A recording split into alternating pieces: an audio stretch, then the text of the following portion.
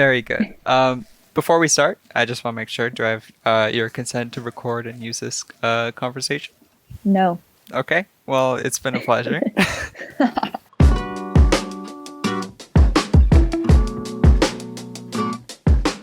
I'm Brad.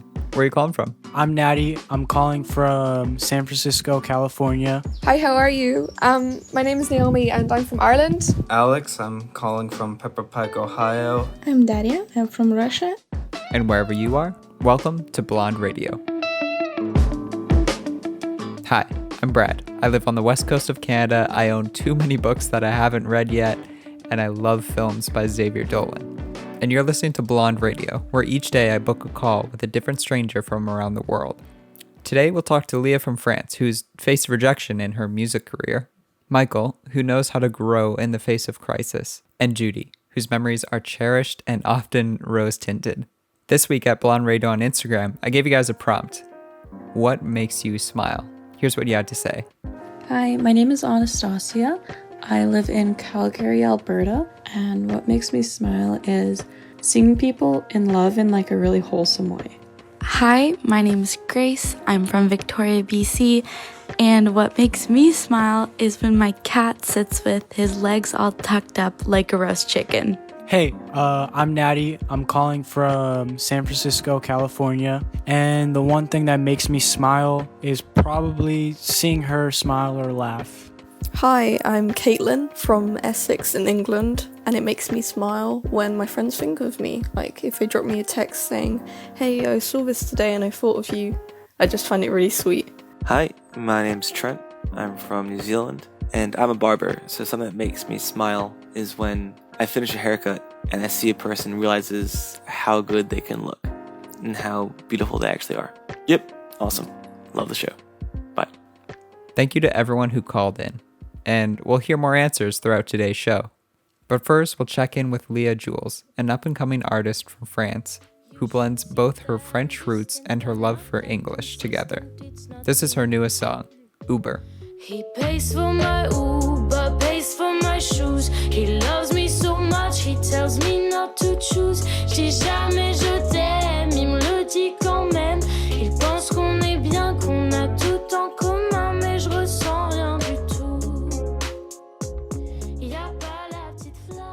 When did music start for you in your life? I guess it's always been around because my mom has always been singing. They've always let me do what I love to do most. For me, it was singing and like singing with my mother in the car or anything, like we're cleaning the house or anything. And so we've always been singing together. I never really thought about doing it professionally until I met like my best friend now. I met her. And she was like, yeah, I'm doing musical theater on Wednesdays. Like, do you want to come with me? And honestly, I just wanted to be friends with her. So I was like, yeah, let's do that. Okay, cool. So that we can spend more time together. And she actually ended up not really liking it. So she stopped. But I kept going with it and then started writing my own songs. And so now I'm here, like doing this professionally. Wow. So it feels like you just kind of stumbled upon it a little bit. Yeah, exactly. It was never something that I thought about, like that I really wanted to do before that, like before taking classes and stuff. When I started taking classes, I thought about, just becoming like doing that as my life. That's awesome. I saw, were you in some type of competition back in 2017 or some kind of, it looked like a... Yeah, I was. Yeah, I was. So it's like the French version of American Idols. Oh, okay. So it's called Nouvelle Star in France. I was really young. I was the youngest. It was great. Like I tried auditioning for The Voice 4 days before that. Wow. And I entered the audition room and I felt just like this horrible energy, honestly. They weren't really feeling it. And so I remember at the end of the audition, like they didn't even wait for me. Like they just were like, that's a no, but thank you. And I swear after that audition, I was like, I will not do this with my life. This is over for me. I will never make it in the music industry. This is the end. And then 4 days later, I had this audition for the French American Idol. And I had 4 yeses. So Wow. I guess never stop like believing in yourself, because if 4 people won't believe in you, maybe other people will. It's not even a maybe. Definitely other people will believe in you. That's awesome. I feel like there's always opportunity, and it can be hard to be faced with rejection, but I think Exactly. persistence always pays off in one way or another. Exactly. And the thing with rejection is that in the music industry, even like for actors or anything, like when you audition, you're with professionals that make people audition every day. It's their job. And so like sometimes they can have a bad day, or sometimes like they can be like sick of it, you know? And so sometimes they're not really empathetic. They can be harsh. Right. And you cannot take that personally, because you never know what's going on in that person's life, you know? But yeah, it's hard to not take that personally. I was having struggles with rejection when I was little, especially with music, with like criticism. I had a hard time with that. But then I just started like knowing that people criticize to help me. And if the criticism is not constructive, don't take it personal.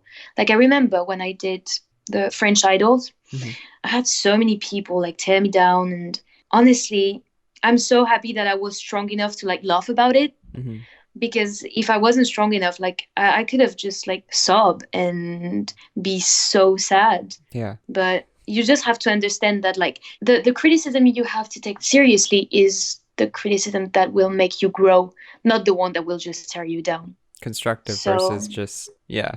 Exactly. How would you explain your style? I've listened to some of your stuff, and I don't know, from an outsider, it sounds like maybe like a mix of maybe like a Julie London, a little bit of Lana Del Rey, with like a Clairo vibe overall. I don't know. Like, tell me, I love that. Who are your biggest inspirations?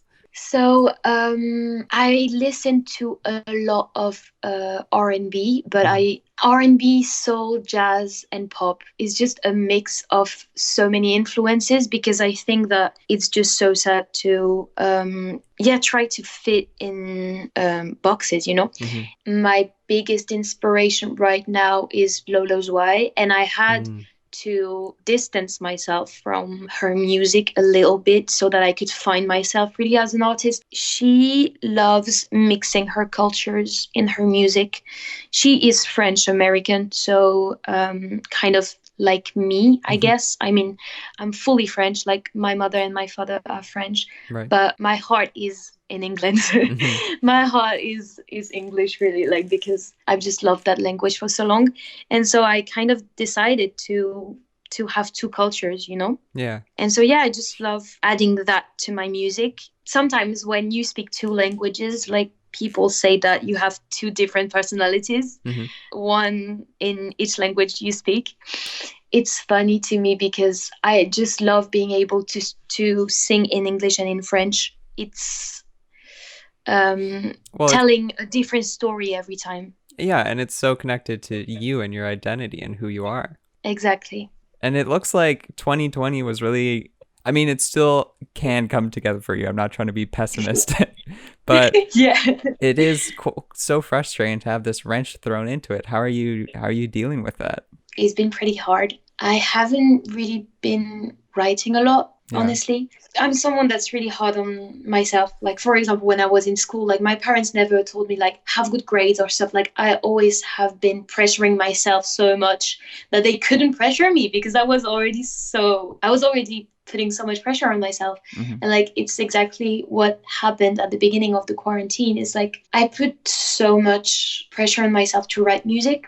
Then I accepted the fact that we all deal with this differently, and seeing so many artists be like, oh my god, hey, I just wrote like 10 songs today, and so my new album is out. And this was so hard for me to be able to like just take a step back and be like, okay, that is how they deal with it. They feel so good about being at home, and it's great, and I'm really happy for them, but like, that's not how I'm dealing with it, and it's fine, and I have to accept it. You don't have to pick on so many hobbies and like be like, oh my God, I'm going to cook and I'm going to like paint and then I'm going to work out. Just chill, you know? Totally. If you don't feel like doing any of those things, like you don't have to put so much pressure on yourself. Yeah, it's I think you're right, just not putting so much pressure on it. Like, don't force yourself to make so much use of this extra time. I feel like there's a lot of pressure on artists right now to make and create, and people are dying, and it's okay to not you know, like feel like you have to make something.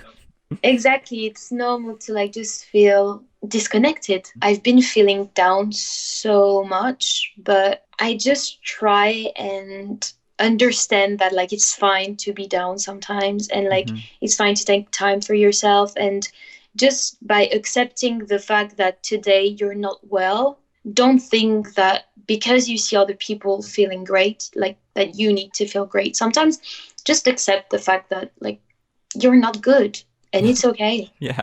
And I would say like watch a movie if you want to or something, but like I remember really one day I was like, I want to take a nap, but my brain just doesn't want to shut down. I don't want to watch a movie and I don't want to do anything. And then I was like, oh well, what if I just cook right now? And like sometimes it can be like the most weird thing, but just even if you feel down, there's always something that will make you have attention on something else. You know what I mean? So try to find that thing that will make you step out of bed or will make you feel great about staying in bed, you know? Find purpose in whatever you're doing. Exactly. And be okay with your decisions. Like don't sometimes you can feel like you want to do something else. You're like, I shouldn't be wanting that right now. I should be wanting to do this or that, if that makes sense. Totally. I heard a good saying that sometimes I think about if I'm taking a break from my work and like watching a show or something, and all I'm thinking about is like my work that I'm not doing. But this saying is time enjoyed is not time wasted. So if you're enjoying, you know, wasting a couple hours watching something, that's okay. You're enjoying it. That's the point. Exactly. So and like it's not a waste of time. Yeah, definitely. Well, I thank you again, Leia, for just being so open and honest. Thank you so much for like having me, and also like thank you for like I discovered you on TikTok and I feel like your videos are really soothing, honestly. And so, it's just really great. And thank you for that. Totally. That means a lot. Yeah, cool. I wish you a lovely rest of the day. And thank you so much. Thank you so much. I'll talk to you later. Bye. Bye.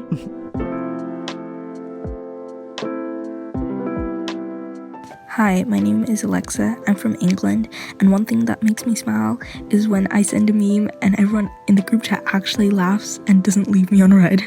Hi, my name's Jobin. I'm calling from Perth, Western Australia, and something that makes me smile is a filthy drop on a drum and bass song.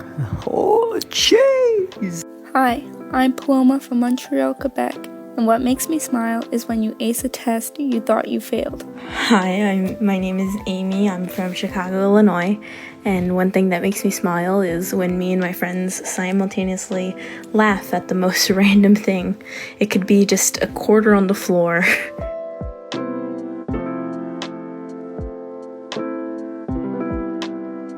Hey there, Brad. Hello, Michael. Nice to meet you. Nice to meet you. How's your day going? Pretty busy, actually. I'm just working on some commissions. Yeah, and I saw that. That's so exciting. You completely sold out. Yeah, it was crazy. I was not expecting that many people to buy, but yeah, it's good problems to have for sure. Yes. How long have you been painting? I've only been painting for a year, actually. I just kind of, similar to any other like high school kid, we just going down the path that our parents were like, you should probably go to college and do this, that, and the other. And so I was doing that and was doing like anatomy and physiology and studying that in college and stuff, and just wasn't happy with it. Yeah. And then went down the social media marketing craze back around like 2013, where Ty Lopez was like, here in my garage.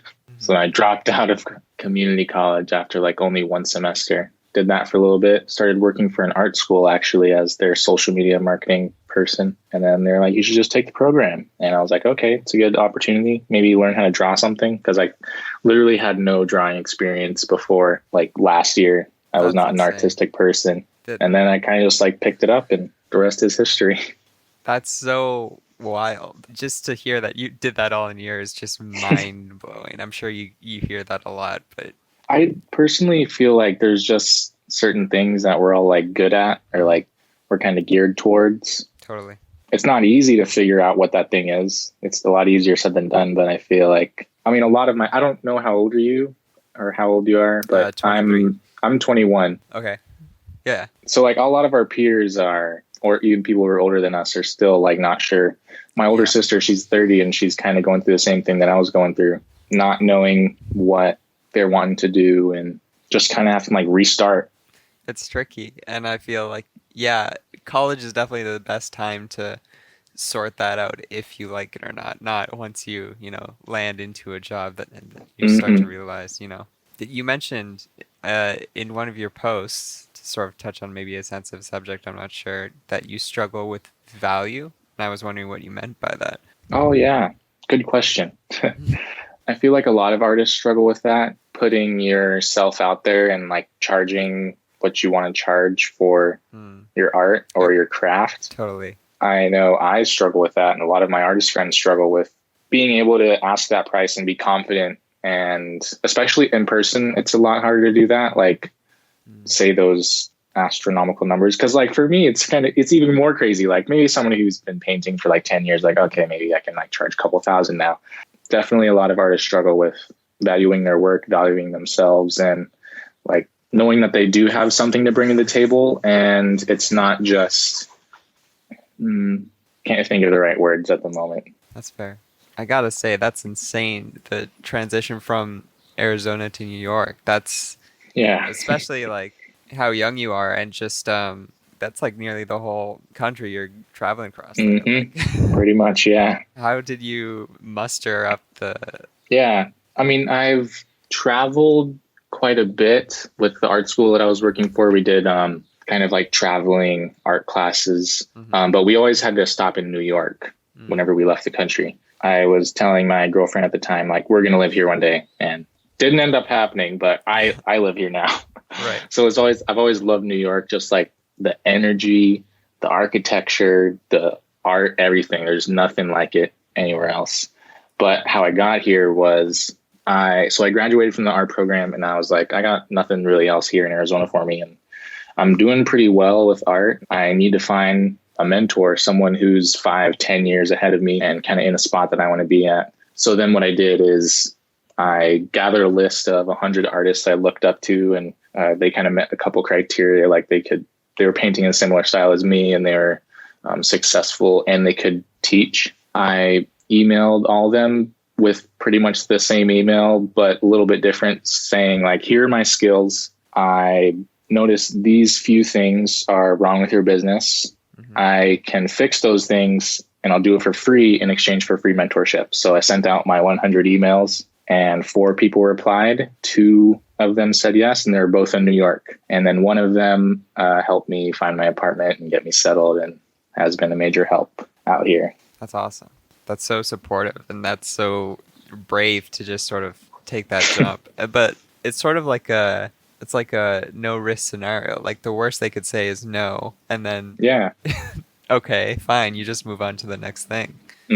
Speaking about sort of love and the excitement and energy around that, and then also on the other end, when that love maybe disappears or fades to the back, you spoke in one of your videos about this saying, never waste a crisis, regarding sort of a breakup that happened in your life. What does that mean, never waste a crisis? Man, that's a good question.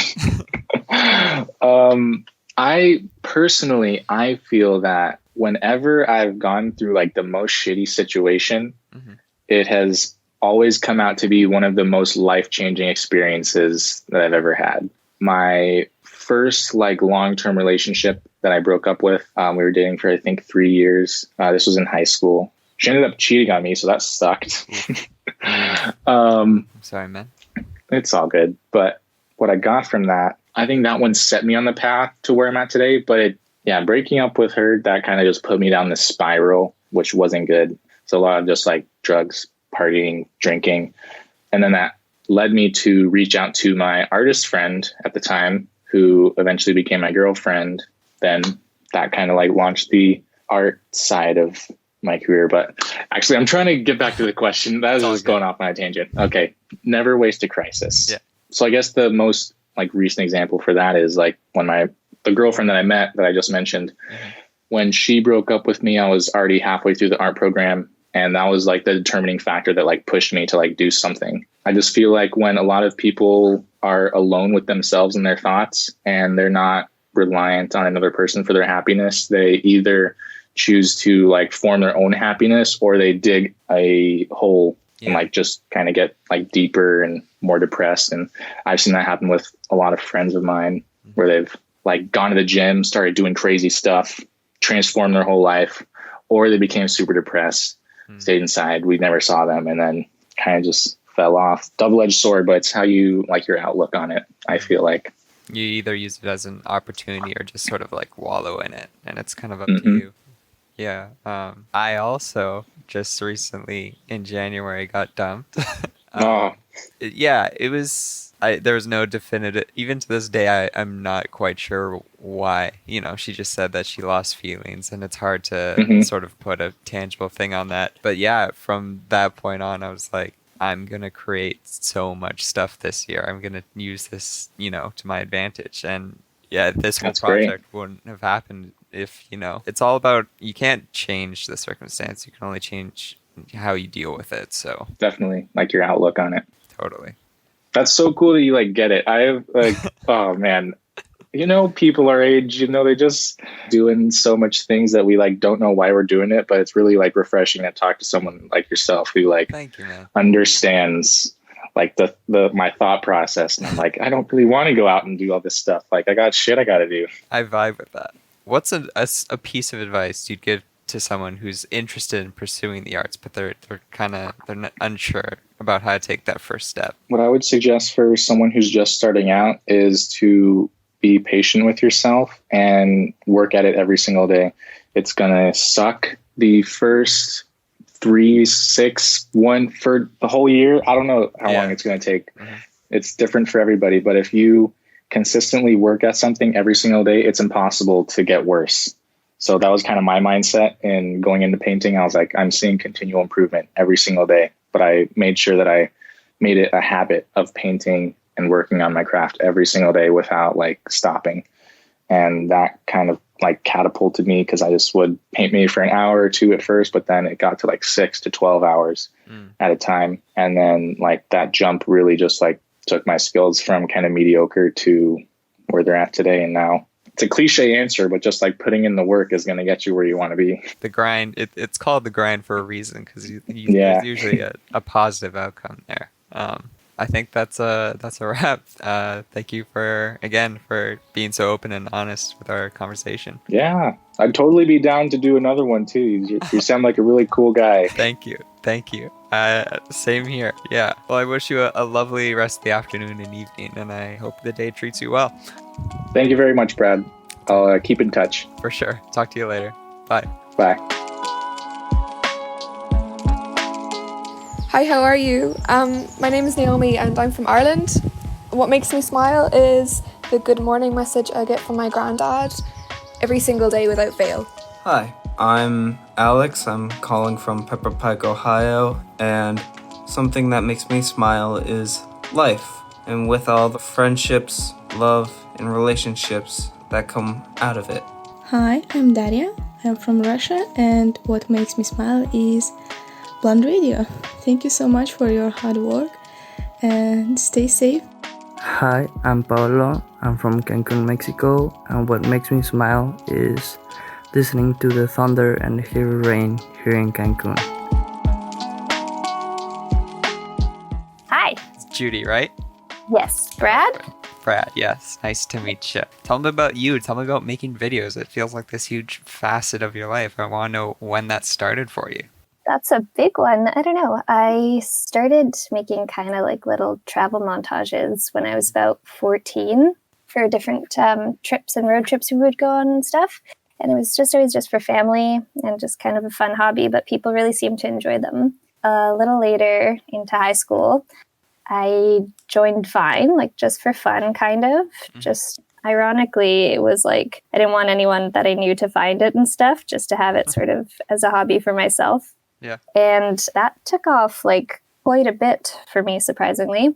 Yeah, so I ended up like getting to know a lot of people from the app in New York, and I ended up visiting a lot of people in New York. Oh my God. Yeah, all over. And I went to the Vine headquarters and different things. And Damn. I don't know, it just sort of became like a visual diary, the videos I use that I sort of, I went through like a lot of mental health things when I was in high school, and being able to, I don't know, document my life in a way and look back at it and have like a physical kind of copy of things that go on in my life really helped in a lot of ways, I guess. That's so important. I've, also been, I've making videos for years, and it's just like this weird memory capsule you carry around with you everywhere. It's totally, yeah. And you see all like the different people from your life and what stage of your life you were in. And it's so funny because to people from the outside, it's just like a pretty video, but you're like, oh, that was that day that this and that happened. Or, totally. Oh, I remember I was really sad when I like took this, right? And it's all the things that are attached to it.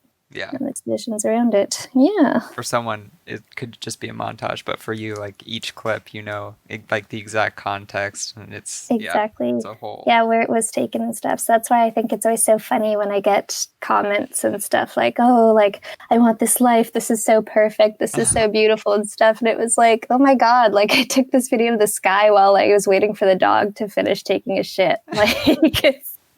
A lot of the stuff is quite ordinary moments, right? It's just kind of being able to find the beauty in the ordinary, right? And all the little things that we take for granted. That's awesome. Like, for example, I don't know, hang drying clothes. I was like drying the clothes up to dry on the line today. And it's like, that's just a nice little simple thing to do, being able to bring your clothes in and have them smell like sunshine after. I love that. Your videos are so, I guess I'd want to call that like narratively based. There always seems to be like a tangible theme or feeling. Each one feels very distinct, and often without any spoken words. How did you sort of fall into this?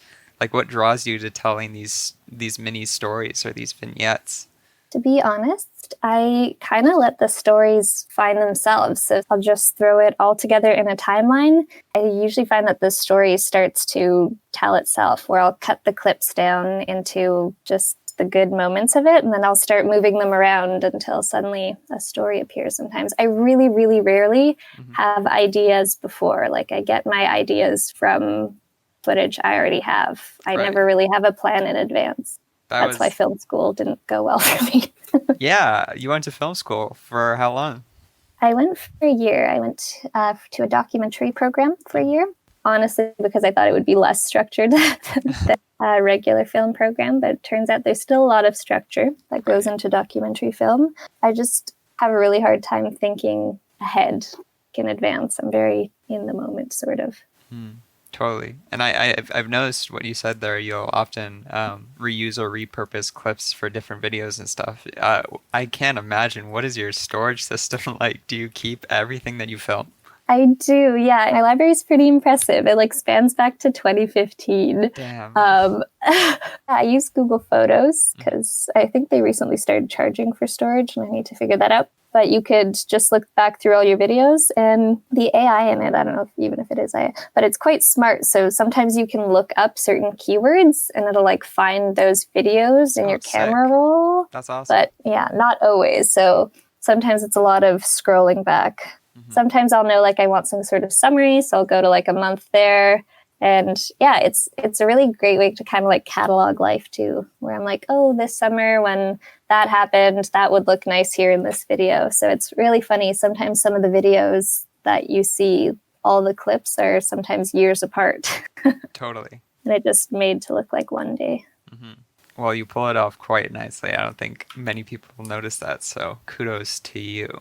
Well, thank you. Videos, as we were speaking of, there's just little time capsules, these memories. And something that I've always struggled with is especially just with significant others. There's this person in my life They mean the world to me. I love just like showing off people. So I'm like, yes, world, see this person that I adore. And then it ends and I'm stuck with this. Yes. But now I feel like I'm at a point where I've reconciled that I can leave that content up with her. That was part of my life and I'm not, it's part of who I am, I guess. How do you reconcile with these people that may come and go in your life with making videos and stuff? That's a great question. Yeah, I had actually a long-term boyfriend who I met through Vine, and we dated long distance for like 2 years. Wow. Back and forth, and it was the videos kind of, I would totally like try to capture our time together and stuff, because sometimes those videos would be the only thing like tiding me over until the next time for sure that I could see him, right? Yeah, and it was also like a big thing where he was going to move here and stuff. One day he was just like, oh, I decided to go somewhere else to school despite like getting in here. And I was like, what do you mean? Like anyway. Yeah, so it was like, oh, that's a big one. For a while, yeah.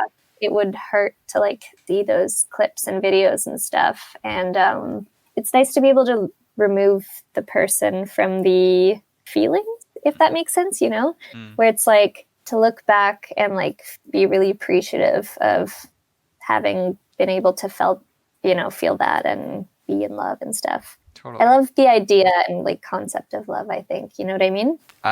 I'm so there. I fall for the idea of people in a heartbeat. Yeah. Oh yeah. I'm a hardcore romanticizer of everything. Let's see it all through rose-colored glasses, right? Oh, it's so lovely and it's so dangerous. It is. It really is. Especially, I think that's something, to be like careful with making videos too, is that I can almost like romanticize my own life for myself. And I feel like that's why I'm like, maybe I would be hesitant to do that now, but I don't know. I don't know, right? Day by day, I try not to think too far in advance, or I'll just be constantly having existential crises. Crises? I could not tell you. Grammar. Who needs it? Amen. Do you see yourself making videos and art moving forward? Is that involved with your job at all, your career? Oh, I don't know. Film school like really crushed my spirit. Yeah. I find like, especially like the like super stereotypical film bros and stuff where, I don't know, I get really in my head about equipment for some reason, and like fancy equipment where I'm just like scared of it in a way. Oh, really? Where for a big thing like during film school is like these guys would be so into like the different lenses and the like technical side of film and stuff, and it was just like all this terminology and different things, and I'm like, holy fuck, I don't know what I'm doing apparently, like based on what they're talking about and stuff. Yeah. And I would just like let it get so far in my head, like all these different things that I didn't know. And then I would see their final project, and it looked really like polished and beautiful, but it was just boring. You know what I mean? And it's, but I still like sometimes let that get to me where I'm like, I have to try to remember that like it's all about substance. And I think that kind of keeps me from moving what I do into something more serious, where I really want to learn and know things more, but I'm just like so afraid of like being used. There's if that makes sense. A pretty gross gatekeeping community. I mean, around most communities, there's like the gatekeepers, but I feel like especially in film, there's the film men are they're not doing anyone a service. They're not. No. And I let myself get intimidated by them sometimes, and then I'm like, what am I doing? Like I feel like I would have to really work with someone that I like trust. That makes sense, but it's. Like I've only been on TikTok for literally like a month. More so when I first started because I had time to like watch a lot of content. Now I just have to try and stay on top of my stuff. But your content was just so engaging, so like captivating. Like I don't know. I'm just saying, if you ever wanted to pursue a serious thing, I think it could totally have grounds to take off. I mean, you've already like established yourself in an audience already, so. Appreciate that. I feel like I need that sometimes, just that little boost. Well, thank you for taking this time out of your day and being so open and honest and just. Thank you. But yeah, I appreciate this. Yeah, it's very nice. This is quite lovely. Right. Well, have a good day. Have a lovely day, Judi. Yeah, thank you too. Bye-bye. Bye now.